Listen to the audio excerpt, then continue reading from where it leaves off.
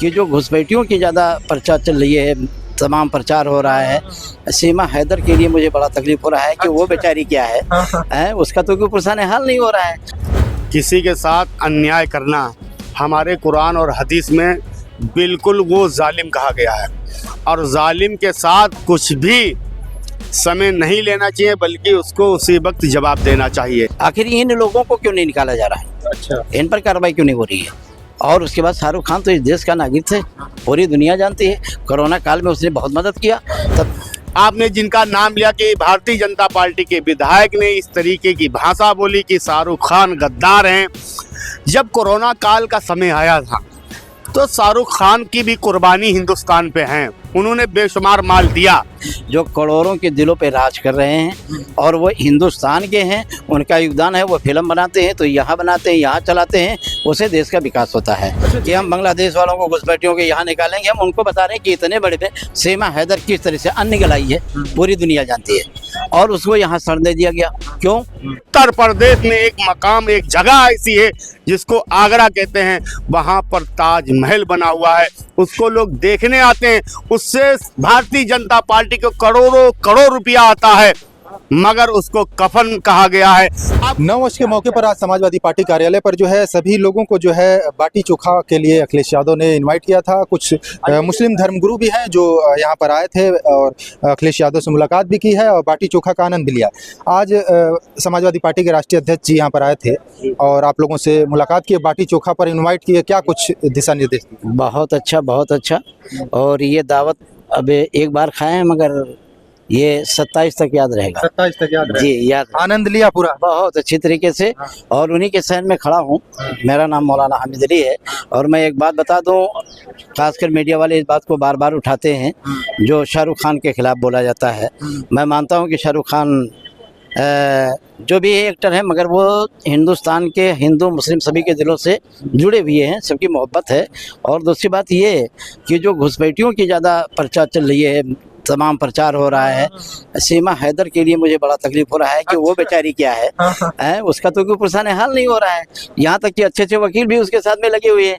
कोई कह रहा है यार वकील साहब के लड़के बच्चे हैं, और कोई कह रहा है नहीं वो हैदर के हैं, और कोई कह रहा है कि नहीं उसका जो तीसरा वो है बेचारा स्टेपनी, उसको लोग बता रहे हैं सचिन नाम है, अब जो भी हो, मगर उसको स्टेपनी ही कहेंगे हम, ठीक है। और दूसरी बात, शेख हसीना जी यहीं बैठी हुई हैं, उनके बारे में कोई जिक्र नहीं हो रहा है। चाहते हैं कि जो निष्पक्ष तरीके पे अगर कार्रवाई तो सब पे हो, वो सब पर हो। आखिर इन लोगों को क्यों नहीं निकाला जा रहा है? अच्छा, इन पर कार्रवाई क्यों नहीं हो रही है? और उसके बाद शाहरुख खान तो इस देश का नागरिक थे, पूरी दुनिया जानती है। कोरोना काल में उसने बहुत मदद किया, तब तो किसी ने नहीं कहा था। तब तो लोग वाह वाह कर रहे थे, यार शाहरुख खान ने इतना करोड़ रुपया दिया। संगीत सोम जो भारतीय जनता पार्टी से विधायक हैं, उन्होंने शाहरुख खान को लेकर कहा है कि राष्ट्र विरोधी काम कर रहे हैं। जब देखिए, अब वो बेचारा मजबूर है, अगर ना कहे तो वोट कैसे मिलेगा? ये तो भारतीय जनता पार्टी वालों के लिए पास कोई मुद्दा रह नहीं गया।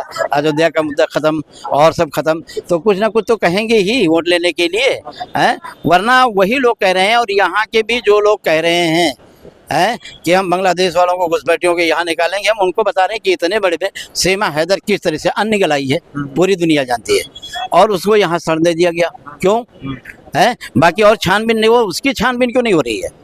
उसके लिए तो मतलब बेहतरीन गार्ड दिया जाएगा, उनको घर दिया जाएगा, ये दिया जाएगा। मेरे कहने मतलब ये है, जो सही बात है, घुसपैठिए जिंदे हैं उनको निकाला जाए। और हाँ, सवाल ये कि अगर शाहरुख खान को निकाला जाएगा, हम नहीं जानते हैं कि शाहरुख खान जैसे बहुत सारे लोग हैं जो करोड़ों के दिलों पे राज कर रहे हैं, और वो हिंदुस्तान के हैं, उनका योगदान है। वो फिल्म बनाते हैं तो यहाँ बनाते हैं, यहाँ चलाते हैं, उससे देश का विकास होता है। अच्छा, जैसे कोई खेल से और इन कलाकारों से, जो कलाकार हैं, इनको किसी धर्म और मजहब से नहीं जोड़ना चाहिए। एक धर्म पर एक लगातार सवाल उठे हैं, जैसे बांग्लादेश में जो है हिंदुओं की अत्याचार हो रहे हैं, हत्याएं हो रही हैं, इसको आपका नजरिया क्या है? क्या अगर हो रहा है तो बहुत गलत है, और जो हुआ वो गलत है, हम इसे तस्लीम करते हैं। और अगर वो गलत हो रहा है, या हमारे बॉर्डर पे जहाँ भी हो रहा है, हम हिंदुस्तानी हैं, ठीक है, और मुसलमान भी है, मैं ये बात को बिल्कुल गलत साबित कर रहा हूँ कि ये जो हुआ बहुत गलत हुआ। सरकार को कार्रवाई करनी चाहिए और इसका बदला लेना चाहिए। ये बात और है कि पाबंदी लगाए, मैं शेख हसीना को यहाँ बैठा के इन पाबंदी नहीं कर पाएंगे ना, मजबूरी इनके सामने ये है, ये करें, हम भी साथ में हैं, ये चले करें, हम लोग तो पूरे समर्थन के साथ में हैं, गवर्नमेंट करे। बिल्कुल बिल्कुल। आपको क्या लगता है कि जो ये बांग्लादेश की जो में जो हो रहा है, वो उसे कैसे देखते हैं?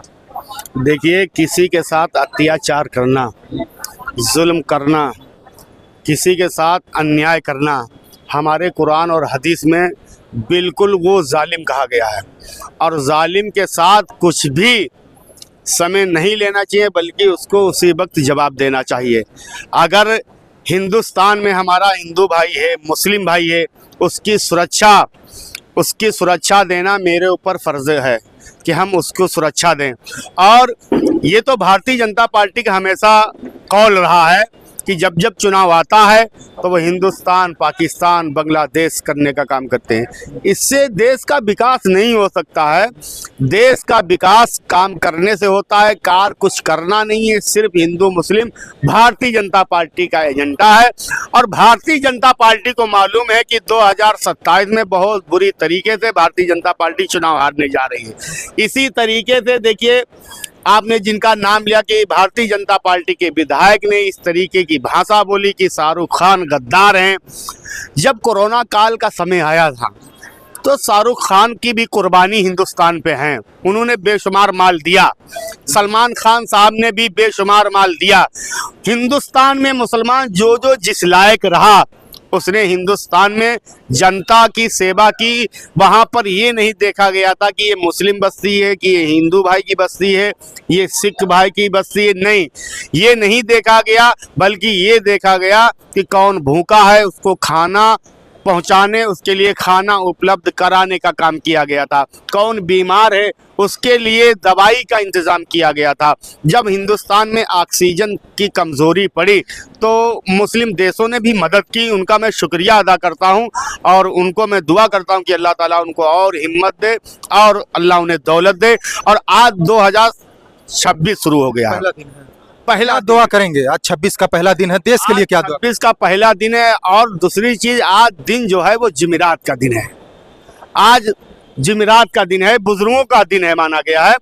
आज हर बुजुर्ग हिंदुस्तान में जो औलियाए कराम वलिये कामिल हैं, चाहे वो खानकाह बिलग्राम हो, चाहे खानकाह बांसा हो, चाहे खानकाह मसौली हो, चाहे कछौचा शरीफ हो, चाहे बहराइच हो, चाहे बरेली हो, मारेरा, जो भी हिंदुस्तान में खानकाह हैं, सरकार हुजूर गरीब नवाज हैं, सभी बुजुर्ग आज के दिन दुआ करेंगे हिंदुस्तान को अल्लाह हमेशा शादो आबाद रखे। और अभी आपने एक बात सुनी होगी और सोशल मीडिया पे चली थी, और वो भी राष्ट्रीय मंच था जिस पे हमारे देश के प्रधानमंत्री माननीय नरेंद्र मोदी जी मौजूद थे। उसी मंच पे हमारे उत्तर प्रदेश के मुख्यमंत्री योगी आदित्यनाथ जी भी मौजूद थे और हमारे देश के रक्षा मंत्री माननीय राजनाथ सिंह भी मौजूद थे। उस भरी मंच पे और उस भरे मजमे में एक जुमला बोला गया था, इसकी आज तक किसी ने भारतीय जनता पार्टी ने खंडन नहीं किया कि आपने ये गलत जुमला बोला है। वो जुमला ये था कि आगरा में जो ताजमहल बना हुआ है उसको कफन में शुमार किया गया है। भारतीय जनता पार्टी की सरकार बताए कि उससे सरकार को की करोड़ रुपये आता है, वो सरकार पैसा ना ले, टैक्स माफ कर दे कि वहाँ जो लोग जाते हैं देखने के लिए ताजमहल की खूबसूरती को देखने के लिए, वो हिंदुस्तान की खूबसूरती है, वो देश की खूबसूरती है। विदेश से लोग आते हैं, बताते हैं जाकर के कि उत्तर प्रदेश में एक मकाम, एक जगह ऐसी है जिसको आगरा कहते हैं, वहाँ पर ताजमहल बना हुआ है, उसको लोग देखने आते हैं। उससे भारतीय जनता पार्टी को करोड़ों करोड़ रुपया आता है, मगर उसको कफन कहा गया है।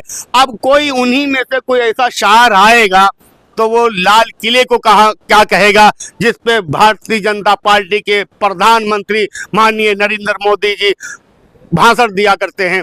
मेरे दोस्तों, इससे देश नहीं चलने वाला है। देश सिर्फ और सिर्फ भाईचारा से चलता है।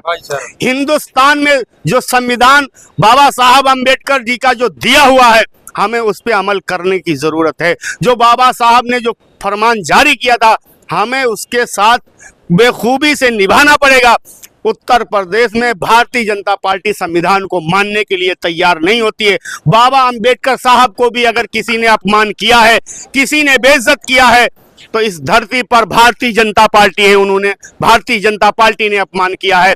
और भारतीय जनता पार्टी को मालूम है, उनको खूब मालूम है कि आने वाली 2027 में अखिलेश यादव जी उत्तर प्रदेश में सरकार बनाने जा रहे हैं। 27 को लेकर क्या कुछ निर्देश दिए माननीय आप लोगों को? माननीय राष्ट्रीय अध्यक्ष जी को हम लोगों ने विश्वास दिलाया है और उनको विश्वास पुनः है कि मुस्लिम समाज एक एक वोट माननीय अखिलेश यादव जी को देने जा रहा है। और जो कुछ लोग भारतीय जनता पार्टी से मिलकर के जो बदनाम करना चाह रहे हैं कि मुसलमान वहां जा रहा है, मुसलमान वहां जा रहा है, 27 मुसलमान एकजुट मेरी बात सुन लीजिए। मुसलमानों के बारे में कहा गया कि वहां अखिलेश जी दरी बिछवाते थे, उन हक नहीं मिलता है। माननीय राष्ट्रीय अध्यक्ष अखिलेश यादव जी ने हमेशा मुसलमानों को सम्मान दिया है, सम्मान देते रहेंगे और सम्मान देते रहेंगे। और ये सब भारतीय जनता पार्टी की दी हुई अंदर से सिटिंग है कि बिहार जैसा माहौल पैदा करो, मगर उत्तर प्रदेश का मुसलमान पढ़ा लिखा है, समझदार है, उनको समझदारी है कि अगर कोई भारतीय जनता पार्टी को हरा सकता है तो रफीकुल मुल्क मुलायम सिंह के बेटे शेर हिंद अखिलेश यादव जी भारतीय जनता पार्टी को हरा सकते हैं। ये तमाम लोग हैं, आप देख सकते हैं। आज यहाँ पर अखिलेश यादव ने सभी लोगों को इनवाइट किया था। अलग अलग धर्मों के सभी लोग जो है यहाँ पर बाटी चोखा के लिए जो है 9 वर्ष के पहले दिन यहाँ पर आए थे और सभी लोगों को जो है अखिलेश यादव ने दिशा निर्देश दिए हैं। 2027 को लेकर जो है रणनीति बनाई गई है कि किस तरीके से जो है